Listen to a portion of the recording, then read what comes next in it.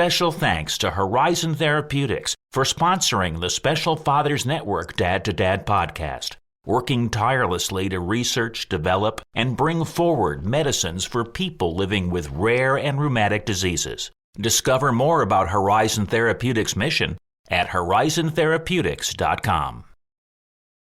It is going to be okay.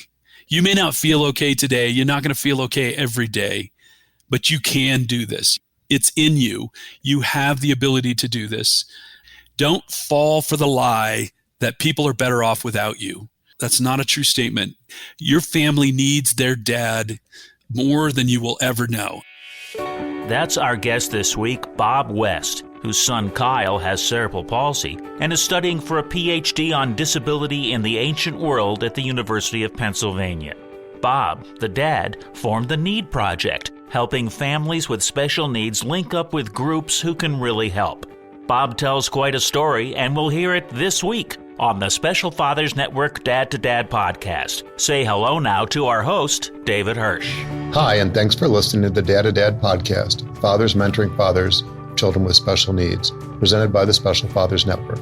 Please support the 21st Century Dads Foundation by contributing to Dads on a Ride 2023, which is a 3,100-mile, 7-day bicycle ride taking place from June 17th to the 24th, starting in Oceanside, California, and ending in Annapolis, Maryland.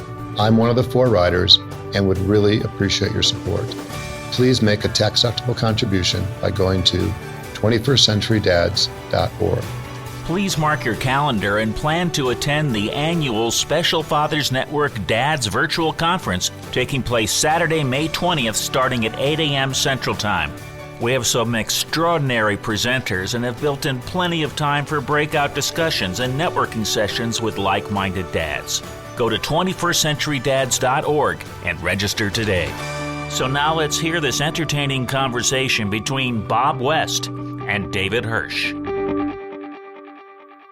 I'm thrilled to be talking today with Bob West of Colorado Springs, Colorado, a father of 3, a retired IT professional, and founder and president of NEED Project, a not-for-profit serving families impacted by special healthcare needs. Bob, thank you for taking the time to do an interview for the Special Fathers Network. Thanks for having us. You and your wife, Sue, have been married for 32 years and the proud parents of 3, Monica, 25, Jonathan, 27, and Kyle, 30, who has cerebral palsy. Let's start with some background. Where did you grow up? Tell me something about your family.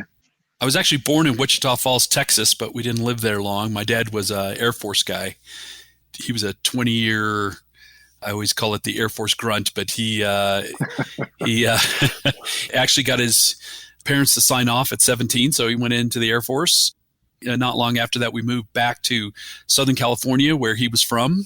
We ended up back there in the San Bernardino area, but he was from the LA area. He'd actually met my mom, who was originally from Guatemala, got married, and had 3 kids, me being the youngest. My recollection was you had an older brother and sister. Yep. My older brother, Bill, unfortunately recently passed away, and my sister, Peggy. Yeah, well, I was very saddened to learn that your brother died more recently of COVID, just this past year. So my heart reaches out to you and your family as a result of that. Yeah. So I'm wondering, how would you characterize or describe your relationship with your dad? As a kid, it's always an interesting thing. You feel like he's never going to understand you, or that you're always on the wrong end of the stick. At some point, I realized my parents did the best they could with what they had, where they came from.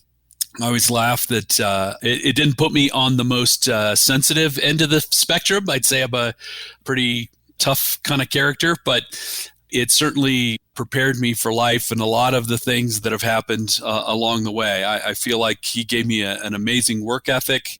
This was a guy who took care of our family by getting up early on the weekends and working evenings, second jobs, and doing everything to take care of our cars and our house. And my kids laugh at me because there was never somebody hired to come fix something in our house. It was we tore it apart, me running tools for my dad, getting things, why he figured out how to repair it. I don't know if, many of these things, I don't know if he had ever done it before, but he had the knack for just tearing things apart. And I remember he got a car for $75 because a guy had taken apart the carburetor and couldn't put it back together again.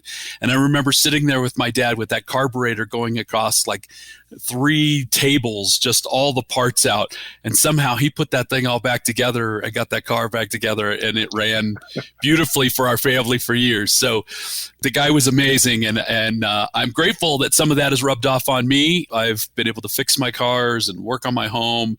I see that as an amazing gift that he's given me, that I have had to hire people because I'm not as good as him, but I have definitely been able to do a lot more and take care of a lot of things for my family that I never knew I'd be able to.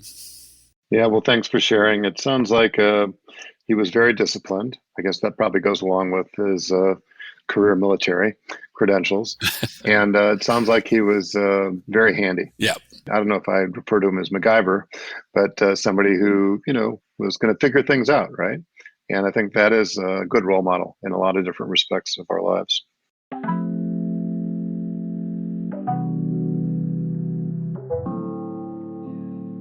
So I'm sort of curious if there's any other individuals that had a father figure or had an influence on you as you were growing up.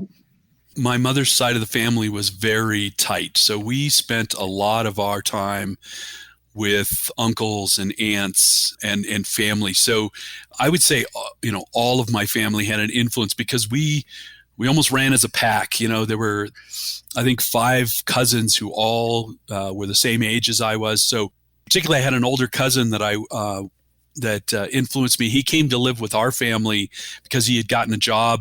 And actually, I got a job working with him and my brother. They both worked at the same company. Instead of going to college, I went directly into a pre-press company and got an apprenticeship. And so started doing those types of things in the printing business. And so they were very influential. My uncle was also involved. He had gotten them the job. So it was kind of a very family-oriented group we were. We were always together. We did Sunday dinners. It wasn't just one. There was a pack. And we all connected together. And so all of those men were influential, especially my one uncle, George, who was kind of the crazy guy who always got us involved in stunts. So he was always the one building a jump or a ramp for us to go off of, or building a huge slide out of a treehouse, or helping my dad build a diving board off of our roof of our house into our old Doughboy pool at an old house. So he was kind of the instigator, troublemaker, I'd say. So he had some influence on how many bones I've broken over the years. Let's just call it that. My wife would say that it's all fun and games until somebody gets hurt. We actually say it's all fun and games and you will get hurt. Very similar. So you mentioned that you went into an apprenticeship in printing, and then I'm wondering, where did your career take you from there? Yeah, I was fortunate to get into that. I was just 18, got an apprenticeship, moved up rather quickly. I was in a company that was small but was growing, so I was really able to move up quickly in that. I did a 3-year apprenticeship. And then really, as I was working in this industry, what was really happening was this was about the time that computers started coming into the printing industry. Early Macintosh computers were coming in and being used to try and produce some of the film. And so at that point, what we were finding is it was early on. And so the stuff the computers was doing was really awful. It just didn't meet the requirements to be able to do the work on the printing press.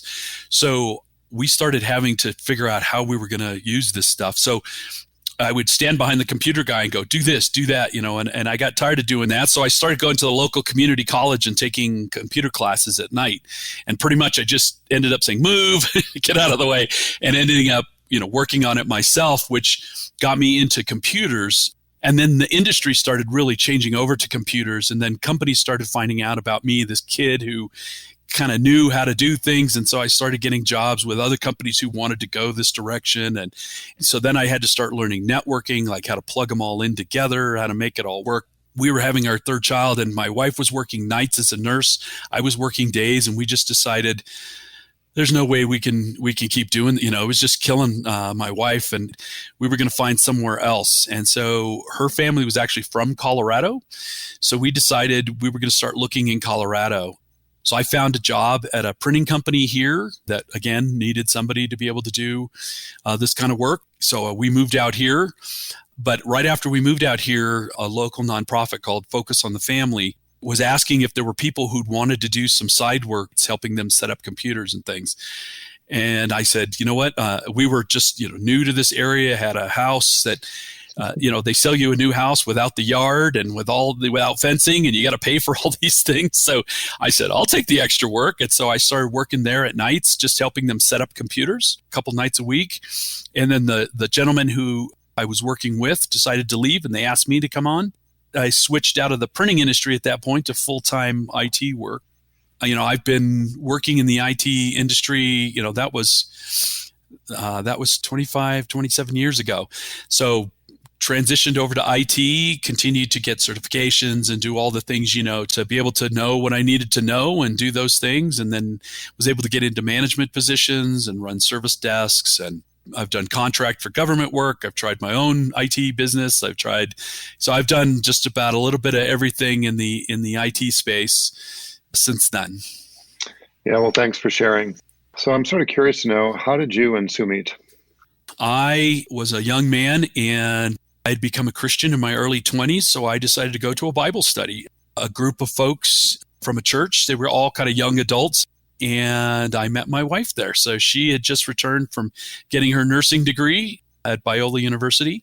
And we started dating and ended up marrying a year and a half later. And the rest is history. Yeah, 32 years. That's fabulous. So let's switch gears and talk about special needs, first on a personal level and then beyond. I always laugh that you have a plan for your life in your mind. Even if it's not an official plan, you have these things in your mind that you think are going to happen. You're going to get married, you're going to have kids, they're going to go to college, they're going to do all these things that you didn't do or things you aspire to. And then I've always laughed that God laughs very hard at that because it's never our plan. Yeah, well, I can relate. So I'm sort of curious to know, what is Kyle's diagnosis and how did it come about? Yeah, so he does have cerebral palsy. Basically, it means that there was damage in his brain that affects his motor skills. It can be more. It can affect speech. It can affect a lot of different areas, but it's basically, when they say cerebral palsy, it really means that there was brain damage that's affecting a part of the brain that affects, different parts. So specifically with Kyle, it's really physical. It affects definitely his legs a lot, really his whole body to different degrees. So, he's now 30, so it's been a long time. But to give you the kind of the story of his birth, so, we're married a couple years, having our first child, absolutely clueless as to what the future holds. And my wife one night just says something's not right. So we call the doctor's office. It turns out she's having contractions and they're very close together. So they tell us to go up to the emergency room. She worked at Stanford Hospital at that time. We were in the Bay Area. So we ran up to Stanford Hospital. I always laugh because they said, "Oh yeah, you're having contractions. We're going to give you the shot to slow down the contraction, to stop contractions." And then they said, "Oh, well, we're going to check you." And they check her and they say, "Oh my goodness, you're so dilated. You're having this baby now." It's like, couldn't you have done that in a reverse order so that you didn't do the anyway? So they rush her into a delivery room. This is at 7 months. So Kyle's at he's early. He comes like 2 a.m. and they wheel him off. And so we're not sure what's exactly going on, which, is just for a parent, you're just standing there wide-eyed like, what the heck is going on? So after a couple hours, we were able to go see him. He was 4 pounds, 4 ounces. He was in the NIC ICU, with wires and hoses coming out of him every which way. You always laugh, all these machines that are beeping and all this crazy stuff. You feel about as useless and as helpless as possibly can be. So that began our journey really with Kyle. And he was in the NIC ICU for a month. For all indications from the doctors, things went very well with him. Very well. I mean, he was breathing on his own without oxygen early. All of the signs were that things were going well. And after about a month, we were able to take him home.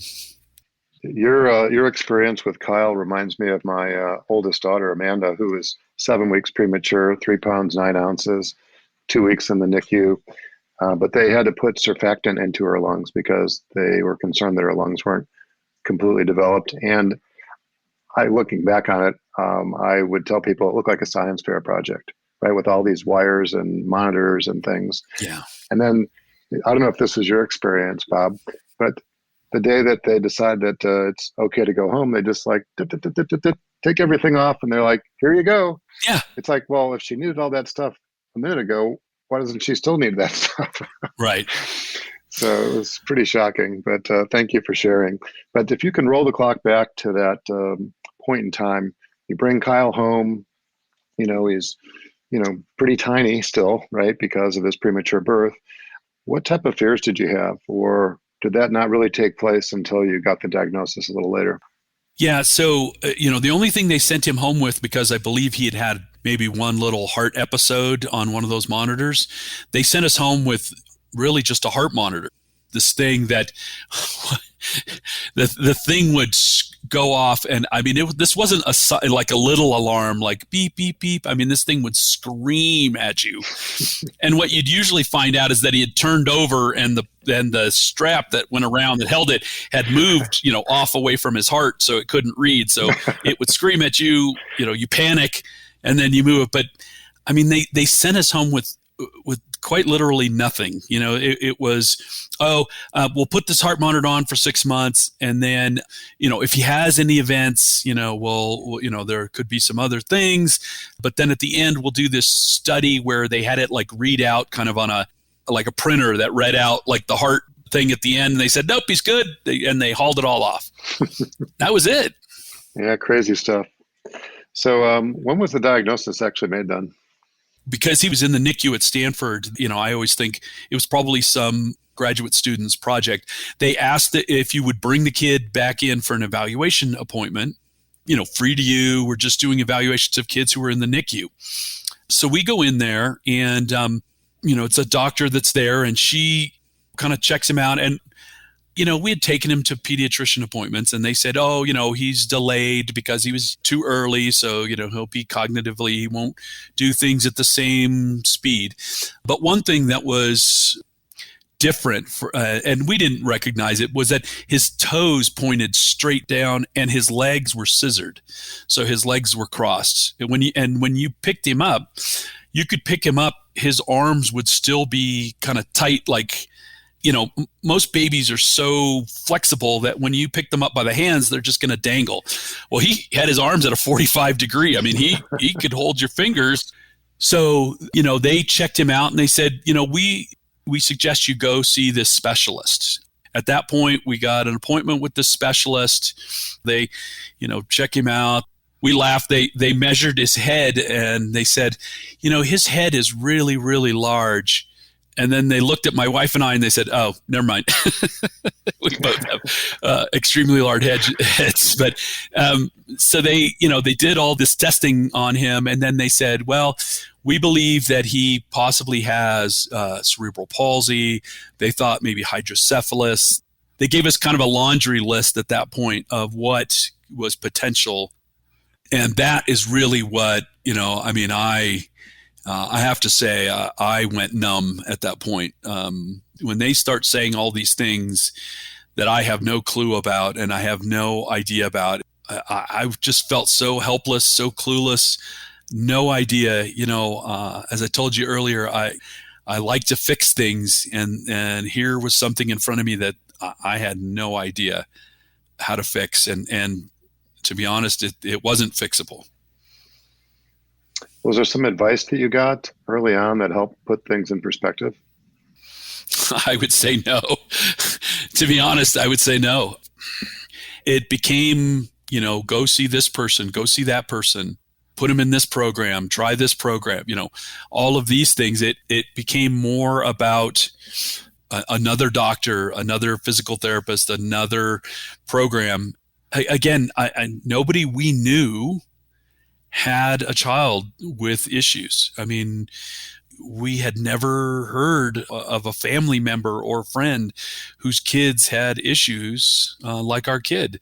So, it felt very isolating. It felt very frustrating. It really put us on I feel like it's almost like a treadmill or the little mouse wheel of, trying to get help. Yeah, well, thanks for sharing. And not to focus on the negative, but what were some of the bigger challenges that you encountered related to Kyle's situation? When they give a parent a laundry list of things that could possibly be wrong with your kid, I don't fondly look back at that doctor, to be honest.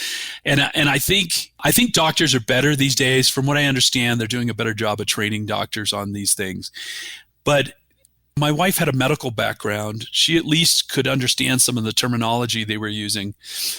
A lot of times, I left the appointment and said, I'd look over to my wife, okay, what did that guy say? Or what did she say? I have no idea what they're talking about. And it also started surgeries. I mean, he had a hernia, a double hernia. I also remember one day I was at home and this bus came up to pick up my son to take him to a preschool program at like 3 years old. And that just scared the living daylights out of me as a dad to see my kid, go off into the hands of these people. I have no idea who they are. I have no control over, it felt very uncontrollable, the situation. That's the kindest words I can say about it. It felt like things were happening that I just had no ability to understand or affect.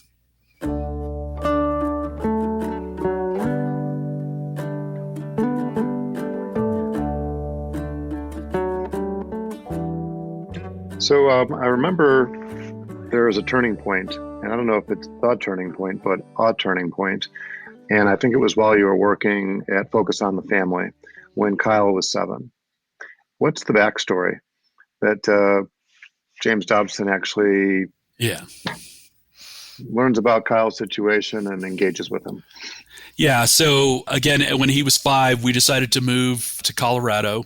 I had worked at this print shop and then got on at Focus on the Family as the computer guy. And they had a company picnic. So they were having a company picnic at a park. So we go, as a family. At this time, we had actually had all 3 of our kids. So we're all there as a family. And they had little games and things. And I was like trying to shoot baskets, into a hoop that's too small for me to make to win some prize. And Dr. Dobson happened to come walking onto the, into the picnic. People were greeting him, and my son, who, by the way, it's always interesting because the doctors had said, he might not talk, he might not be able to read. They give you this laundry list. Well, when he started talking in full sentences. I mean, this kid was verbal and vocal beyond anything else I've ever seen, and that used to throw people off. I mean, when this little kid in his little wheelchair comes up to them, he also has, he has a lazy eye, some physical issues, but he speaks like an adult as a 7-year-old. So Dr. Dobson comes up and he wants to meet him. So he tells my wife to roll him over there. So he comes up and he just starts talking Dr. Dobson's ear off. And Dr. Dobson is just impressed. And he says, I'd love to talk to you more. He says, please call my admin assistant and arrange a time. I'd love to talk to him more. And so then they move on. Of course, our son, it's a Saturday. Our son says, call her now. We're like, she's not at work. You do understand it's till Monday, right? So Monday morning, my wife calls. My wife says that, we met doctor at the picnic and he wanted to talk to our son. And of course, Patty says, Patty was his admin assistant at that time. She says, he's a very busy man and, I'm not sure when we'll be able to get you in, but I'll call you back and let you know. We'll figure out. So she must have gone off and talked to him because a few minutes later, she calls my wife and says, can you come Thursday? So my wife brought him down to the Focus on the Family campus. I was working that day. So I met them at the front lobby and they said, oh, Dr. Dobson's recording in the studio. He's recording some radio shows. And then they bring Kyle into the studio. And so he's there at the broadcast studio table. and they're talking. And what we didn't know is they were also recording. They started recording this conversation with Kyle and Dr. Dobson, which lasted about an hour. It really was a neat conversation. Dr. Dobson was very gracious to my son. After that was done, we kind of wrapped it all up, went away. Interestingly enough, I'd say it was about a week later, they called me and they said, well, we were actually recording that conversation and we'd love to turn this into a broadcast. The broadcast was called 7 Years Old Going on 25.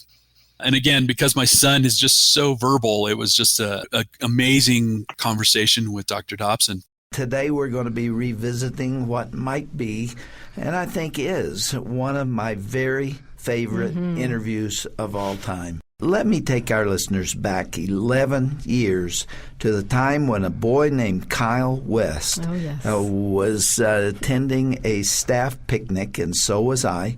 And I was walking along, and I heard this little voice behind me. And I turned around, and it was, I found out later, Kyle West. And he was addressing me, so I walked over to him, and I leaned down, and we had an absolutely delightful conversation. I found that this is one of the brightest and most interesting and intelligent young men that I had ever met. He wasn't a young man at that time. He was just a boy, but he just captivated me. And so just sitting there spontaneously, I said, Kyle, I would love for you to come see me in my office sometime. And Bob, you and Sue brought Kyle up to my office, and we came in and sat down, and the recorders were rolling. Tell me why you wanted to talk to me. You know, since you like to learn more and more about God, I thought you might like to hear this story about how God helped me through a surgery. I really would like to know that. First of all, Kyle, you have cerebral palsy, don't you? It's pronounced cerebral palsy. Cerebral. Yeah, that's right. Oh. Can you say that? Cerebral palsy? Yes, cerebral palsy. Yes. It's kind of difficult, hard word. Okay, explain to me what that is. Well, cerebral palsy, as I call it, is a disability. Right. It's called, like blindness and stuff. Only this time it's a problem with the legs. You see, cerebral palsy makes the leg bones weaker than everybody else. So they broadcast that probably a month later. I'm still working in the IT department there, and I get a call one day, and they say, "What do you want us to do with the letters?" And I said, "Letters? What letters?" And they said, "Well, people have sent in letters to your son." So I'm thinking, okay, there's a letter or two. I don't know. So I say, yeah, you can just put them in the inner office, send them in an envelope to me. I get multiple envelopes of letters, and they are just amazing.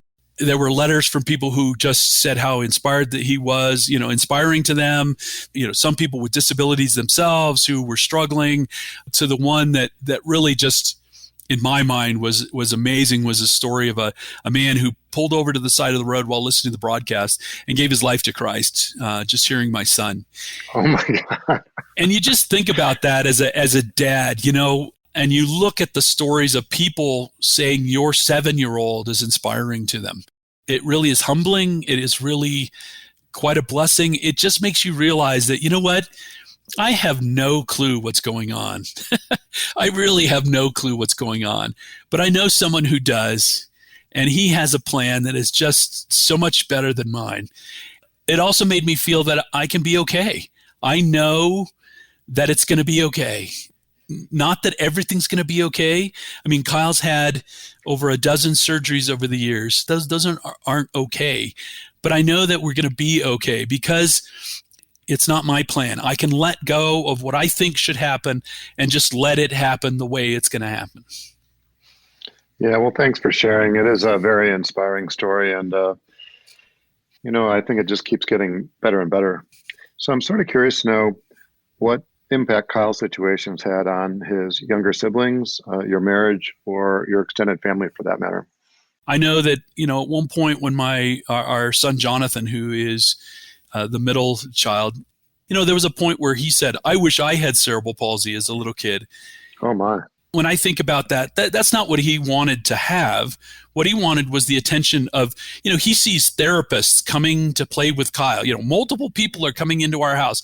He sees us having to run him to different programs. He sees us having to have, special equipment.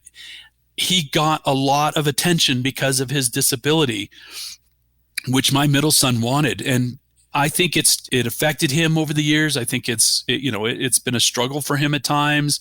They've half jokingly, but I know it's not jokingly, have said he's our favorite. And, that is not the case. The case has been that we're worried parents about him. My middle son went on, got his degree in music. He's a music teacher in middle school. He's doing a fantastic job. Those dreams I had for my children, he was able to fulfill.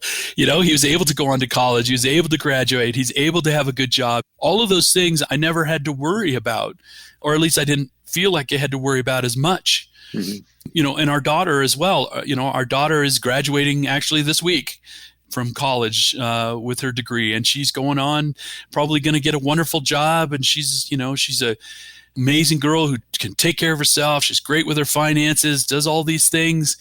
I didn't worry about that with her as much. I've always worried about whether my oldest will have a future and what that future will be.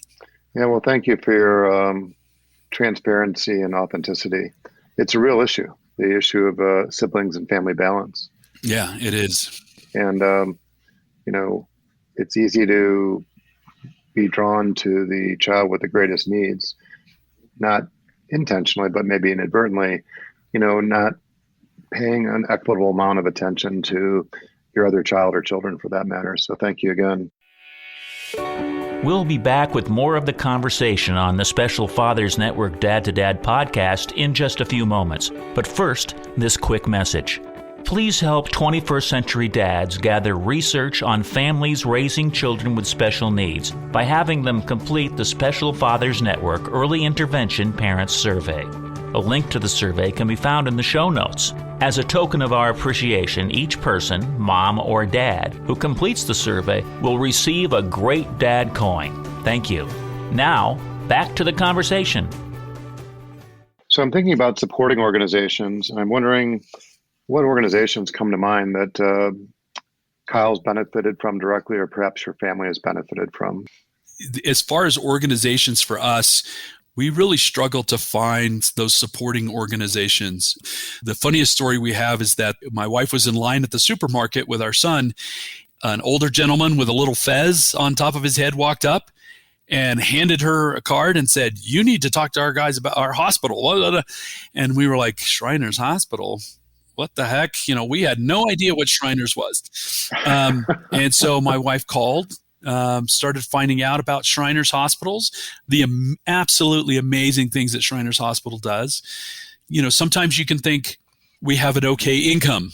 We're a middle income family. We don't qualify for some of these things. And Shriners says it's not about that. It's, can we help the child? We had a surgery with Kyle. They actually went in, they released his hips. So because his legs scissored, they went in and they actually cut the tendons and muscles at his hips, stretched them out and reattached them, but then put him into this A-frame kind of casting. So his legs were casted facing, at about a 20-degree out, and then bars across that.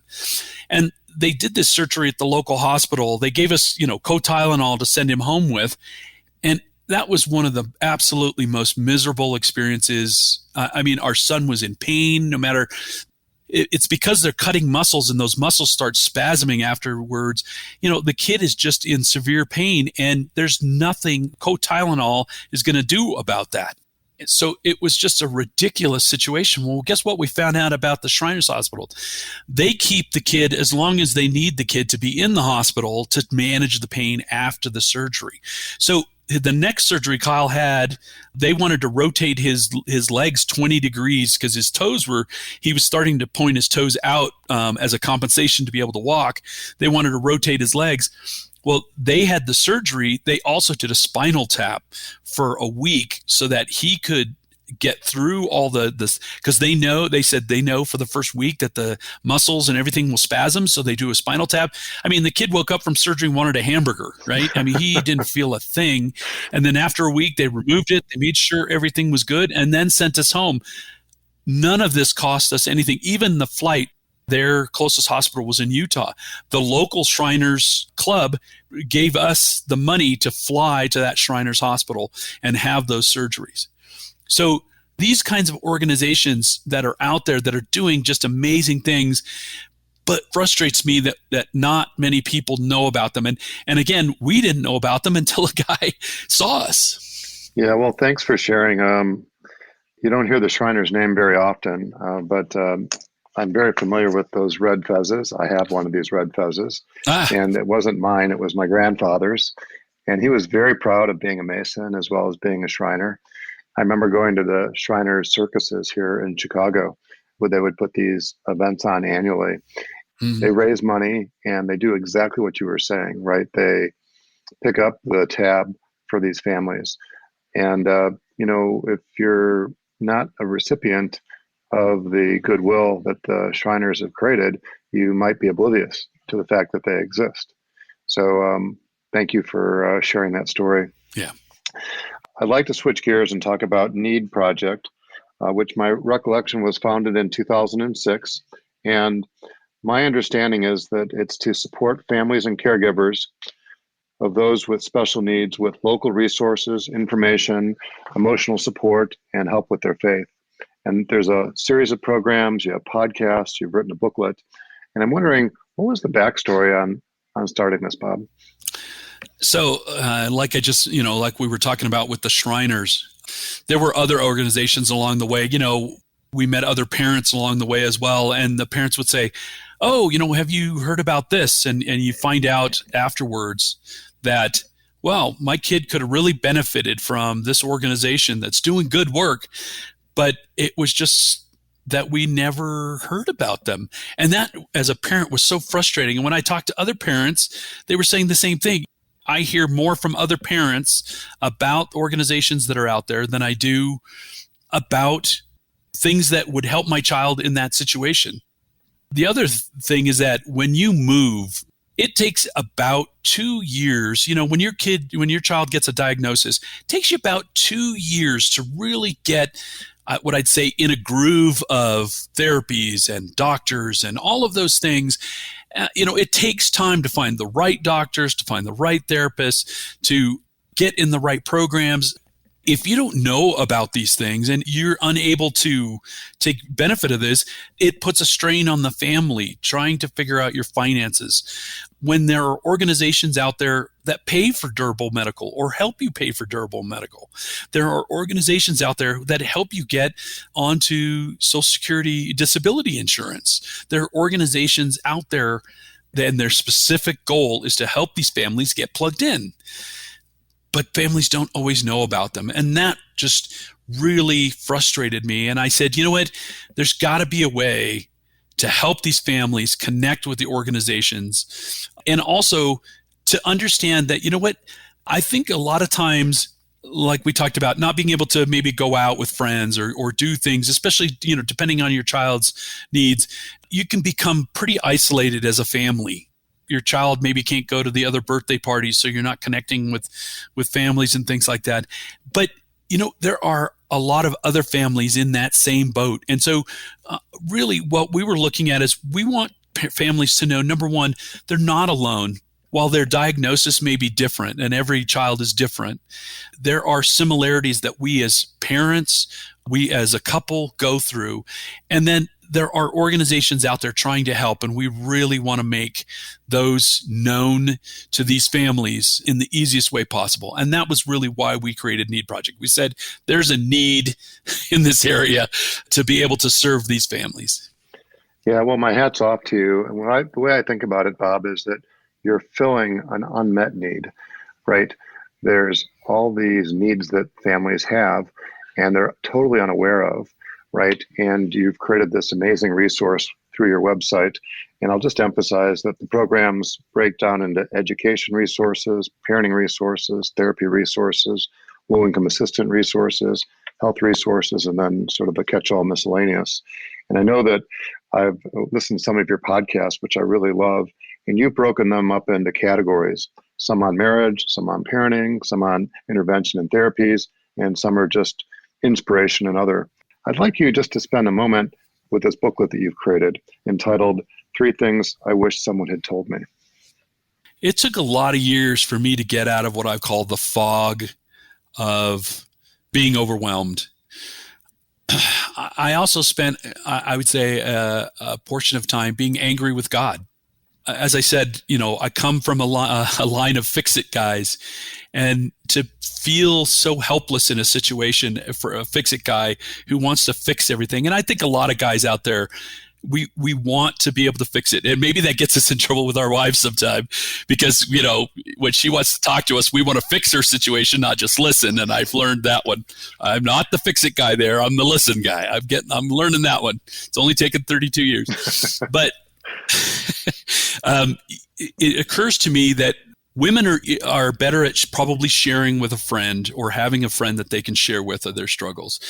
I also think that most of the books that are out there on disabilities are written by wonderful women, who've written some great books. But I would say that as guys, one, we're not big on reading self-help books. We don't do that. And number two, sometimes we are just silent because we're trying to take care of everybody else. We see people falling apart around us and we're trying to be the rock. And so we don't always process or deal with what we're dealing with. And unfortunately, for a lot of guys, that can come out sideways. That can lead to unhealthy habits, even to the point of believing that their family is better off without them and they leave. Or that, they need to leave for various reasons. And so, and again, probably me being on the ADHD spectrum, I'm saying I need something that's short attention span theater that will allow me to just, get across. There are 3 points that I really just wanted guys to understand. It's a really simple booklet. And those 3 things to me are, you know what? It is going to be okay. You may not feel okay today. You're not going to feel okay every day, but you can do this. It's in you. You have the ability to do this. Don't fall for the lie that people are better off without you. That's not a true statement. Your family needs their dad more than you will ever know. And so not running away, not stepping away, even though it feels like it would be so much easier to do that. Tough it up. Stand up, and you'll see it gets better. The more that you are there for them, the more it is better for them as well. So that, that was really kind of the goal of that booklet, just to say, you know what, we're all in this. You're not the only one, and you can do this, and we're here for you. Yeah, well, my hat's off to you. I think keeping something short and simple means that more men will likely to read it. Right, and take advantage of the messages that you've included. So thank you again. So I'm thinking about advice, and I'm wondering if there's any advice perhaps that you could offer to a dad, maybe who finds himself at the front end, or maybe he's been at it for a number of years, beyond the scope of what we've already discussed. I hope, but I know that this isn't always true, but I hope that they have somebody that they can say they're angry with. I hope they have a friend, whether it's a mentor, their dad, or an older man they know, or even, a dad of a child who's a little older, that they can just, be able to just dump the load that you're carrying. Because I know it is so good. Even if you have to go out into the forest and scream at the top of your lungs all of the things that you're mad about and all the things, that's refreshing as well. But you've got to find someone you can talk to. If that's your spouse, man, that's amazing if you can do that. The other thing that I always try and help with is, we are all individuals. Our spouse is not us. They do not have the same life experience or upbringing. So they're going to process this so different than you will. And understanding that, at times she's crying and falling apart and you're the strong one. And at times you need to be the one falling apart and she's the strong one. You need to understand that you're not always going to be in the same place at the same time. And that as a couple, give yourself some grace to be able to have those emotions and not think, I have to, number one, fix it. And number two, it's because I'm doing something wrong. Sometimes we just have to, we have to let people process it in their own pace, and you have to process it in your own way. Figure out what that means for you, whether it's a mentor, like I said, screaming in the forest, getting an axe and going chopping down a tree, something that allows you to blow off the steam, to process what you're thinking. I've been that rock that doesn't share for a lot of years with not a lot of words. But we still have to figure out how to do that. We still have to figure out how to do that in our own way. Yeah, great advice. Find others that you can connect with and recognize that you and your spouse are processing things at a different pace and at a different time, and giving one another the grace to understand that. So thank you for that point. I'm wondering if there's anything else you'd like to say before we wrap up. I love that you guys are doing a dad to dad thing, because I think mentorship of men has been missing. I think it's something that we need to figure out how to do. Again, it doesn't have to be an emotional thing. It really, if you go play softball with an older mentor. I remember one time I was walking into church, and it was one of those days where I was particularly just like, how are we going to do this? How are we going to make it? And I saw pulled into the parking lot, a few spots over from us was another family who went to our church, and daughter had spina bifida. And I saw that, their doors open, and I think they had 5 or 6 kids. Everybody spills out, and the dad gets up in the back, and he opens the back, and he grabs a wheelchair, and he scoops up his daughter, and he puts her in her wheelchair. But the whole time they're like laughing and joking with each other, and the family goes walking in, they're all smiling. And just seeing them walking through the parking lot as a family and smiling and being okay, I thought, okay, I can do this. We can do this.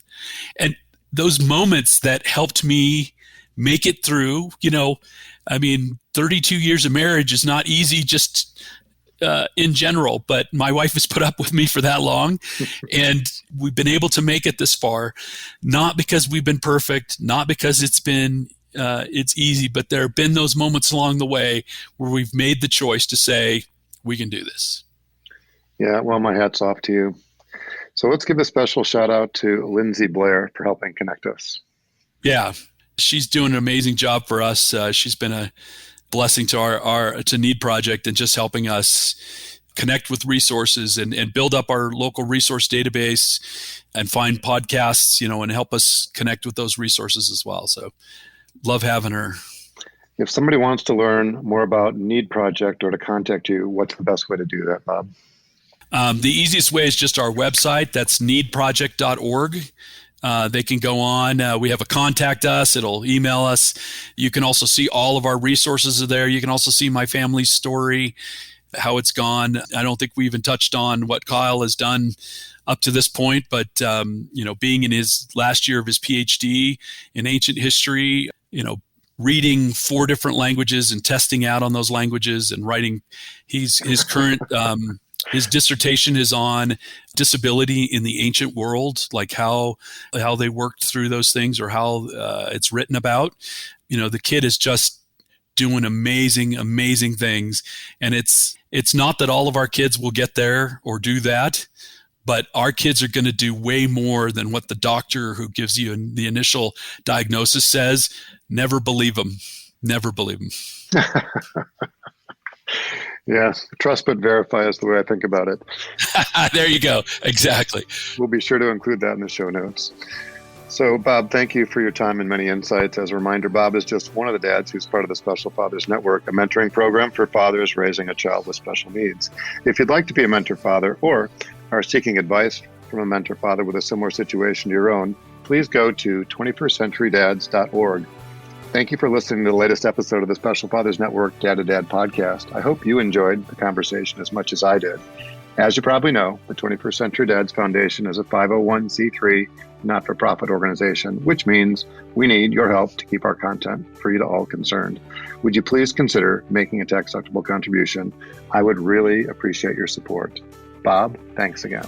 Thank you for having us. And thank you for listening to the Special Fathers Network Dad to Dad podcast. The Special Fathers Network is a dad-to-dad mentoring program for fathers raising children with special needs. Through our personalized matching process, new fathers with special needs children match up with mentor fathers in a similar situation.